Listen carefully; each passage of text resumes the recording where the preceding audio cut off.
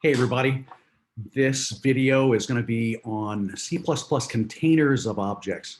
How can we have some type of a container that rather than being filled with native data types or structs, this time we're looking at objects. And by containers, what does that mean? Well, any data structure container.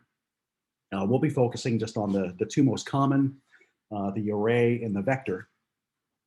And then this certainly can be extended to any of the data structures. We may not have a mastery of some of the STL data structures at this point in your coding, and you sure would if you continue on and take Comp Sci 210. So we're going to limit our discussion today to just arrays and vectors. So here's kind of the setup for that.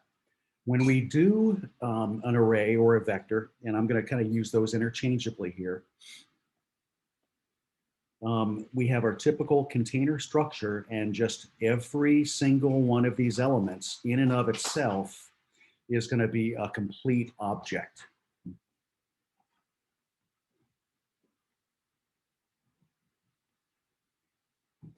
And with it being a complete self-contained object, it's going to have all of its own data and then all of the methods to operate on and manipulate that data. Now, if this is an array or a vector, we can certainly iterate through it just like we normally would. And let's say that the vector's name is just, how about data? With our objects here. Well, we access then our individual objects through a variety of methods. You can, if this is a vector, you can use the .at method, or you can just simply use an index. And that's certainly the easiest for us to understand as new coders. So data sub 0, of course, will refer to this object, just like data sub 2 will refer to that object there. So we can go and access each individual object. What's interesting is that the way that we unlock these or access them directly is interesting because there is no object name.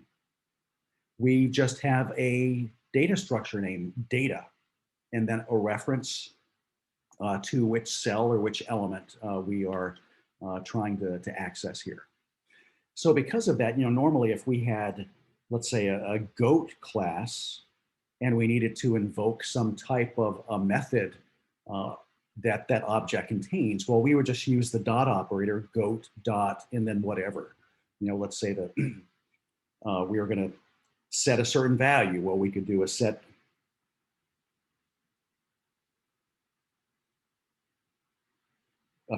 color method, for example, and of course provide whatever argument that we need. Now, this changes a little bit here since we don't have a bona fide object name for our operation here. We've got to do a substitution. We won't have goat, so we've got to do something else. So here's what that something else is going to be for us. Let me go back to black here. And we're just going to substitute this data sub 0 in for that. And that will point us right at the correct element. So this would look like data sub 0 dot set color.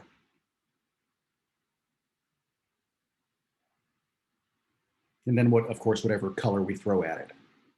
So this is going to be the first change in how we go and about accessing objects in a data structure. Again, there's no name for the object. Instead, we just go by referencing the data structure's element.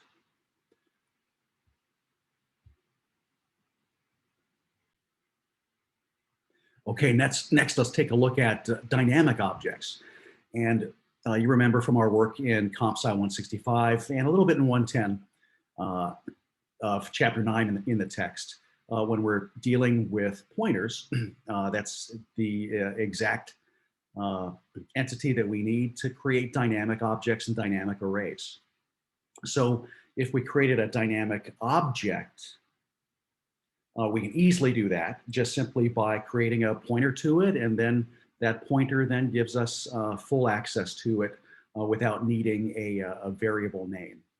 So let's go back to the goat idea again. If we needed to create a goat pointer to a new object, that would just be goat.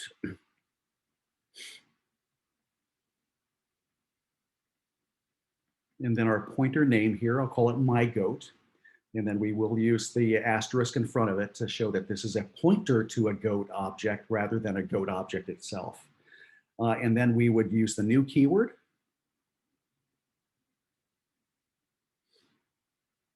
Just like that. And it is going to then create this object and use the goat class as its template. And now we can manipulate my goat however we need to. Now there's a slight change here when we're dealing with dynamic objects and dynamic arrays. One is that we have to use the arrow operator to access the member variables and member methods rather than the dot operator. So here, if we wanted to use, say, the set color method for this goat, then what we would do would be my goat. Okay, that's our pointer name. And we have to then use the arrow operator, my goat arrow, and then whatever method that we're going to invoke here. I'll do set color. And then of course we'll throw in a string argument there to set the color. So this shows how we would do both the declaration and then some manipulation of a dynamic object. Now we can extend this even further and have a dynamic array of these objects. And here's how we would go about doing that. Let's say that we wanted to create a still, with goats.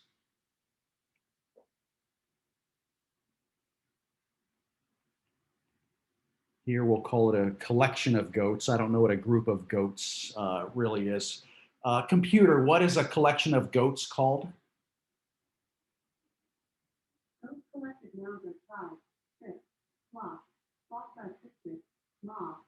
All right, actually, computer stop. Actually, Alexa is saying that it's a tribe. So let me name it tribe. I think that'd be kind of cool. So let me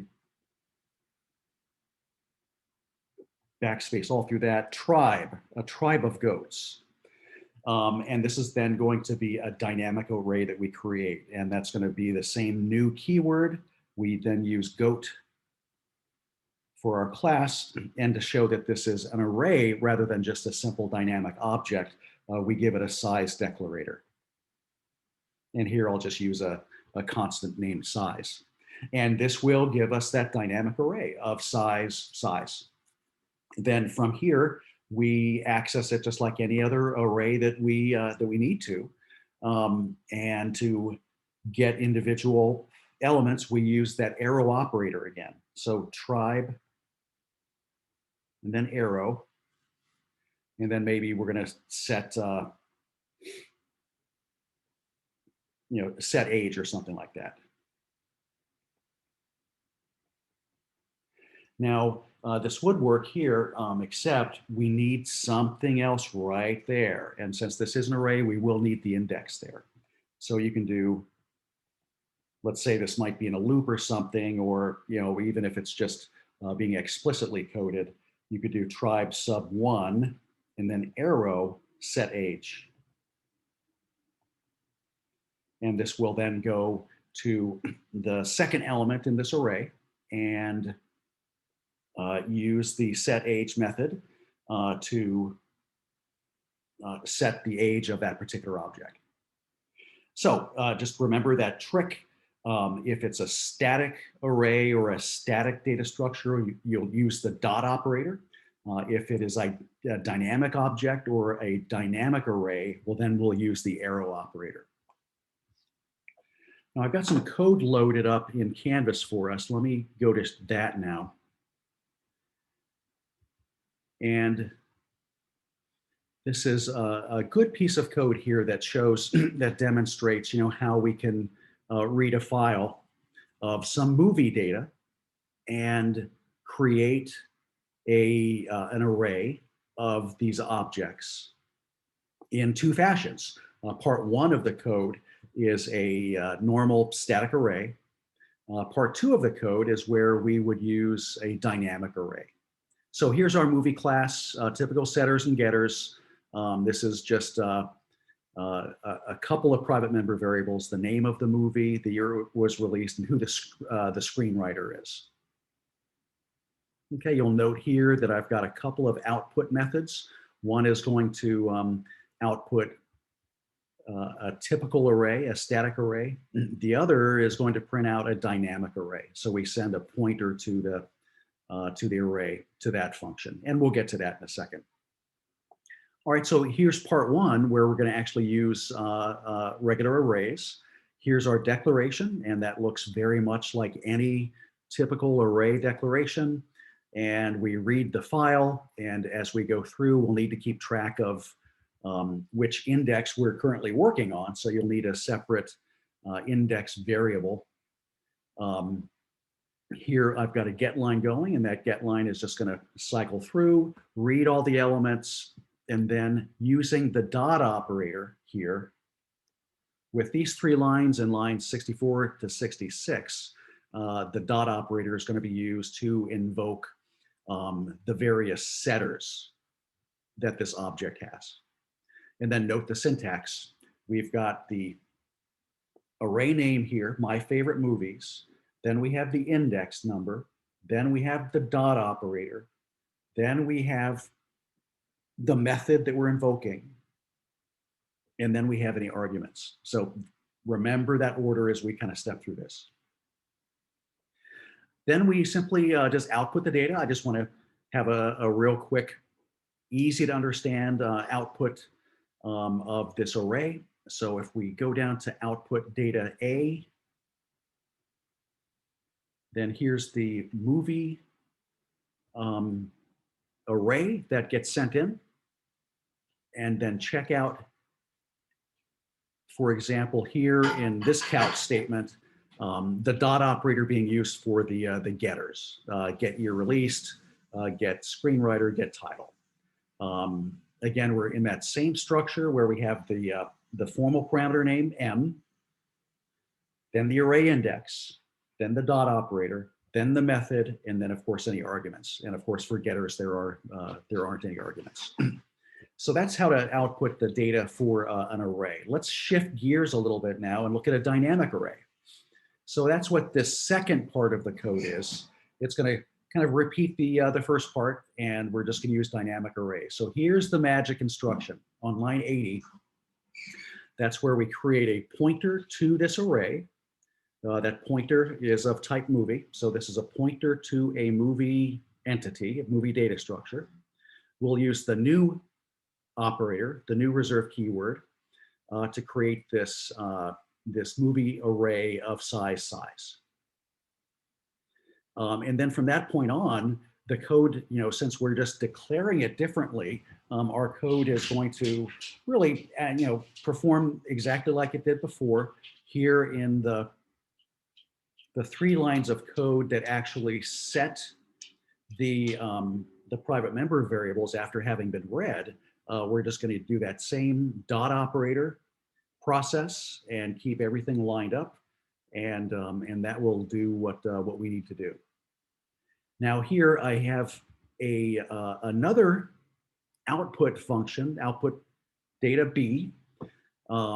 It's going to take a pointer to the movie array. So let's look at that. Here is the pointer to the array.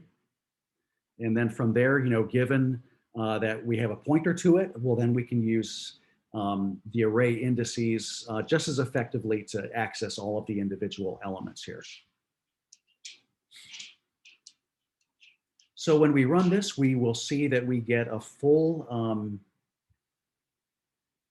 listing of all of the movie data. So the first part here that I'm sort of hovering over with the mouse, that's just the first data dump. It looks like everything was successfully read. And then hopefully we will get the exact same data output even though we shifted over to a dynamic array. And sure enough, it's the exact same data. So the code works that we see here.